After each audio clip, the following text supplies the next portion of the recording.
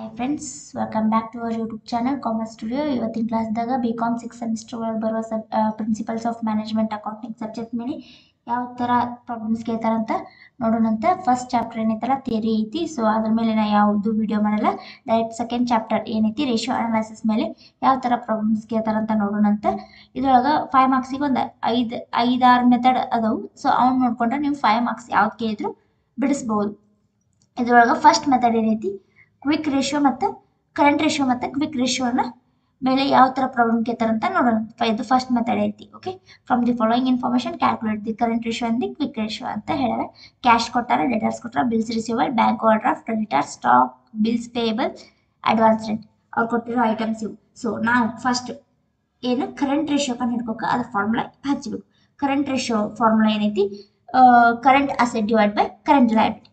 Okay, but ಕ್ವಶನ್ದಾಗ current asset ಅಂತ direct ಕೊಟ್ಟಿಲ್ಲ, ಕರೆಂಟ್ ಲಯಬಿಲಿಟಿ ಅಂತ ಡೈರೆಕ್ಟ್ ಕೊಟ್ಟಿಲ್ಲ. ಸೊ ನಾವು ಅವನ್ನ ಮೊದಲ ಕಂಡು ಹಿಡ್ಕೋಬೇಕು. ಕರೆಂಟ್ ಅಸೆಟ್ ಯಾವು, ಕರೆಂಟ್ ಲಯಬಿಲಿಟಿ ಯಾವು ಅಂತ. ಬ್ಯಾಲೆನ್ಸ್ ಶೀಟ್ ಏನು ಸ್ವಲ್ಪ ಫೆಮಿಲಿಯರ್ ಇದ್ರೆ ನಿಮ್ಗೆ ಗೊತ್ತಾಗುತ್ತೆ ಯಾವ ಐಟಮ್ಸ್ ಎಲ್ಲಿ ಅಂತ. ಸೊ ಫಸ್ಟ್ ಕ್ಯಾಶ್ ಏನೈತಿ ಅದು current asset. Next debtors plus bills receivable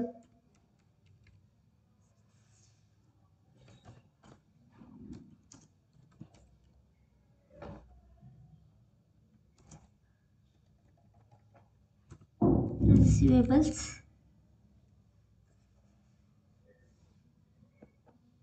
ಮತ್ತೇನಾದರೂ ಅಡ್ವಾನ್ಸ್ ಏನಾದ್ರು ಇದ್ರೆ ಅದನ್ನು ತಗೋತೀವಿ. ಅಡ್ವಾನ್ಸ್ ರೆಂಟ್ ಐತಿ,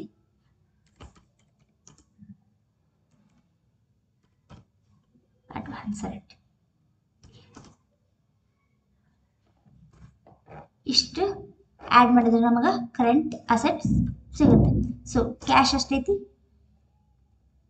10,000, debtors 30,000, 10,000 cash plus debtors 30,000. ಇನ್ನೊಂದು ಐಟಮ್ಸ್ ಮಿಸ್ ಮಾಡಿ ನಾವು ಸ್ಟಾಕ್ ಇನ್ವೆಂಟರೀಸ್ ಇದನ್ನು ನಾವು ಆ್ಯಡ್ ಮಾಡ್ಕೋತೀವಿ ಪ್ಲಸ್ ಸ್ಟಾಕ್. ಓಕೆ,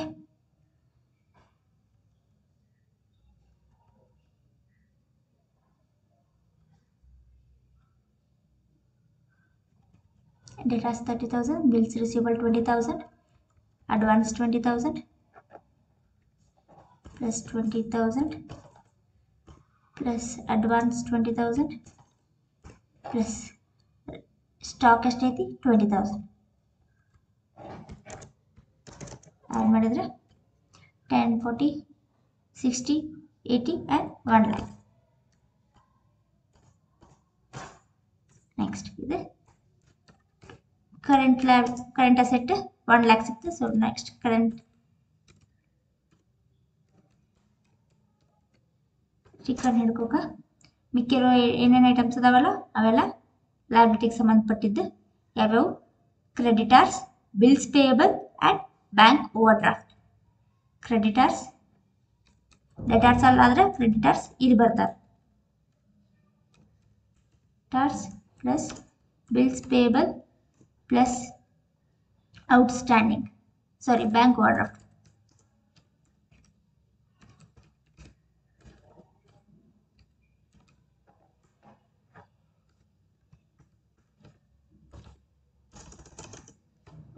ಎಷ್ಟೆಷ್ಟು ಅಮೌಂಟ್ ಅದಾವ ನೋಡ್ಕೊರಿ. Creditors 20,000, bills payable 20,000 and bank overdraft 10,000. 20 plus 20 plus 10,000 ಮಾಡಿದ್ರೆ 50,000 ಬರುತ್ತೆ. ಇವಾಗ ಇವನ್ನೆರಡು ಡಿವೈಡ್ ಮಾಡಬೇಕು. ಕರೆಂಟ್ ಅಸೆಟ್ ಎಷ್ಟೈತಿ, ಕರೆಂಟ್ ಅಸೆಟ್ ನಾವು ಕಂಡು ಹಿಡ್ಕೊಂಡಿದ್ದು 1 lakh.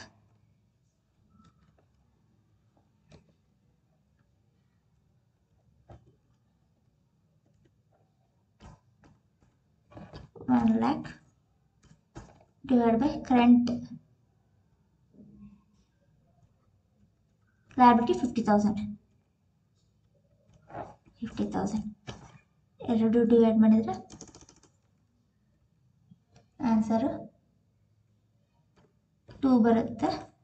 ಸೊ ಇವತ್ತಿದ್ರು ಕ್ವಿಕ್ ರೇಷಿಯೋಗೆ ಟು ಅಂತ ಬಂದ್ರು ಇಷ್ಟು 1 ಅಂತ ರೇಷಿಯೋ ಹಚ್ಕೋರಿ. ಇದು ಕರೆಂಟ್ ರೇಷಿಯೋ ಆಗಿರುತ್ತೆ. ಓಕೆ, ನೆಕ್ಸ್ಟ್ ಕ್ವಶನ್ದಾಗ ಏನು ಹೇಳ್ಯಾರು, ಕ್ವಿಕ್ ರೇಷಿಯೋನು ಕಂಡುಹಿಡಿರಿ ಅಂತ ಹೇಳ್ಯಾರ.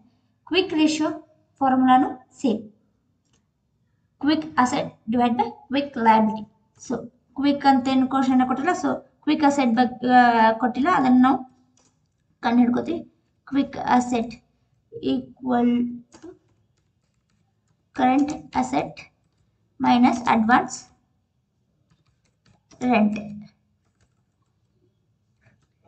ಇದರೊಳಗೆ ಬರೀ ಕರೆಂಟ್ ಅಸೆಟ್ಸ್ ಏನಿರ್ತಲ್ಲ ಅದನ್ನಷ್ಟ ತಗೋತೀವಿ, ಅಡ್ವಾನ್ಸು ಇಂಥವೇನಿದ್ರು ತಗೊಳ್ಳ. Okay, current 1 lakh current asset, ಅದ್ರ ಮೈನಸ್ ಅಡ್ವಾನ್ಸ್ ರೆಂಟ್ ಎಷ್ಟೈತಿ 20,000 ಮೈನಸ್ ಮಾಡಿದ್ರೆ 80,000 answer. Next quick liability same, quick liability equal to current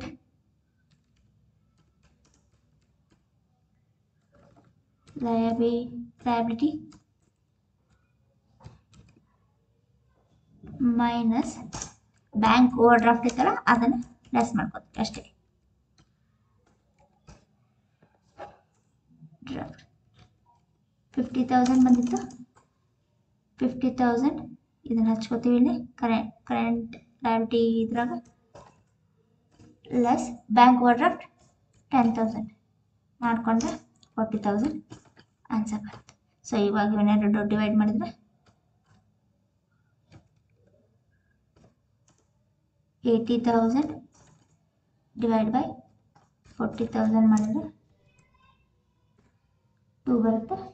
ಸರಿ 1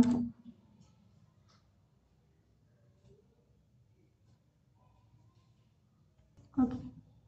ಇಲ್ಲಿ ಇನ್ನೊಂದು ಲೆಸ್ ಮಾಡಬೇಕು, ಲೆಸ್ ಸ್ಟಾಕ್ ಕೂಡ ಲೆಸ್ ಮಾಡಿದರೆ ಸ್ಟಾಕ್ ಎಷ್ಟೈತೆ, ಸ್ಟಾಕ್ 20,000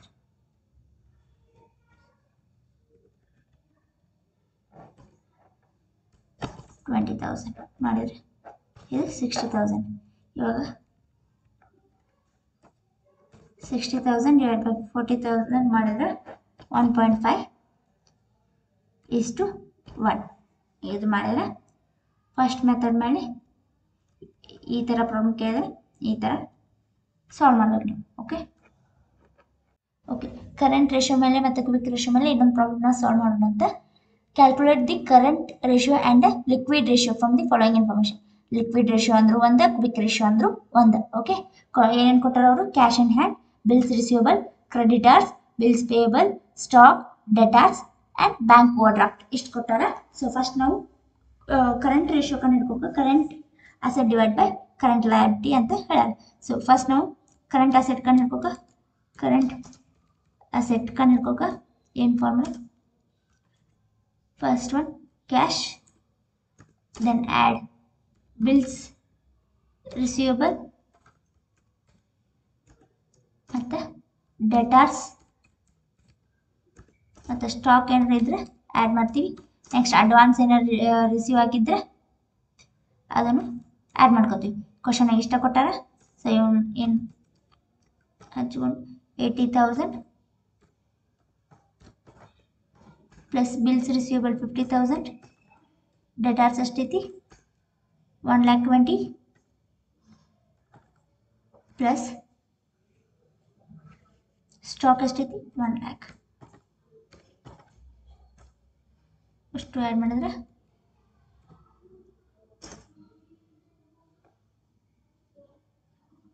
ಸರಿ cash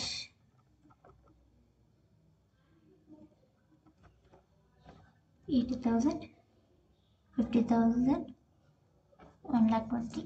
okay, 2 lakh, 2 lakh, 3 lakh, 3,50,000. Next current ಲಯಬಿಲಿಟಿನ ಕನ್ನಡಬೇಕು, ಬಿಲಿಟಿ ಏನೇನು creditors, plus bills payable plus bank overdraft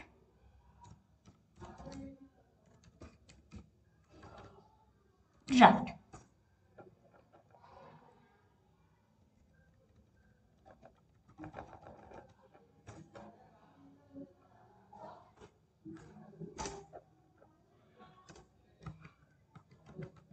okay, question creditors ಎಷ್ಟೈತಿ? 80,000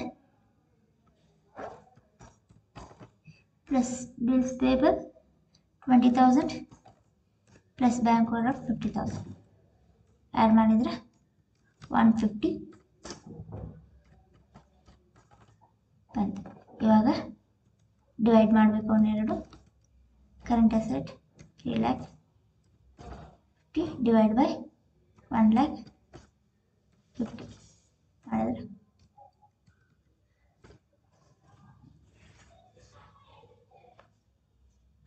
3,50,000 ಡಿವೈಡ್ ಬೈ 1,50,000 ಮಾಡಿದರೆ 2.33 ಬರುತ್ತೆ. ಇಷ್ಟು 1 ಹಚ್ಚಿದರೆ ಕರೆಂಟ್ ರೇಷಿಯೋ ಆಯಿತು. ಇವಾಗ ಕ್ವಿಕ್ ರೇಷಿಯೋ, ಲಿಕ್ವಿಡ್ ರೇಷಿಯೋ ಎರಡು ಒಂದು. Quick asset divide by quick liability ಮಾಡಿದರೆ ನಮ್ಗೆ ಕ್ವಿಕ್ ರೇಷಿಯೋ ಸಿಗುತ್ತೆ. ಕ್ವಿಕ್ ಅಸೆಟ್ ಕಂಡುಹಿಡ್ಕೋಕ formula current asset minus stock. ಒಂದು ವೇಳೆ ನಾವಿಲ್ಲಿ ಕರೆಂಟ್ ಅಸೆಟ್ದಾಗ ಸ್ಟಾಕ್ ಏನಾದರೂ ಆ್ಯಡ್ ಮಾಡಲಿಲ್ಲ ಅಂದರೆ ಡೈರೆಕ್ಟ್ ಇದೇ ಅಮೌಂಟ್ ತಗೋತಿದ್ವಿ. ಬಟ್ ಇಲ್ಲಿ ಸ್ಟಾಕ್ ಇನ್ಕ್ಲೂಡ್ ಐತಿ, ಸೊ ಅದನ್ನು ನಾವು ಲೆಸ್ ಮಾಡ್ತೀವಿ. ಸ್ಟಾಕ್ ಎಷ್ಟೈತಿ? 1,00,000. ಕರೆ 3,50,000 ಮೈನಸ್ ಸ್ಟಾಕ್ 1,00,000 ಐತಿ ಮಾಡಿದರೆ 2,50,000 answer. Next quick liability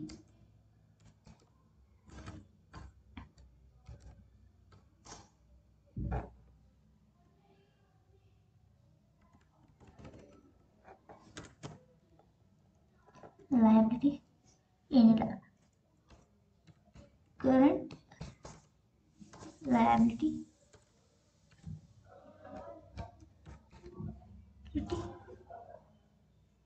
less bank draft. Current liability ಏನೈತಿ? 1,50,000.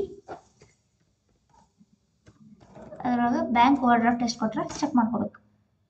ಇಲ್ಲಿ ಆಲ್ರೆಡಿ ಹಚ್ಕೊಂಡಿರ್ತೀವಿ, ಇದನ್ನು ತೊಗೊಂಡ್ಬಿಟ್ರಿ. 50,000 ಮಾಡಿದರೆ ಉಳಿಯೋದು 1,00,000. ಇವಾಗ ಕ್ವಿಕ್ ಅಸೆಟ್ ಎಷ್ಟಿದೆ? 2,50,000 ಡಿವೈಡ್ ಬೈ 1,00,000 ಮಾಡಿದರೆ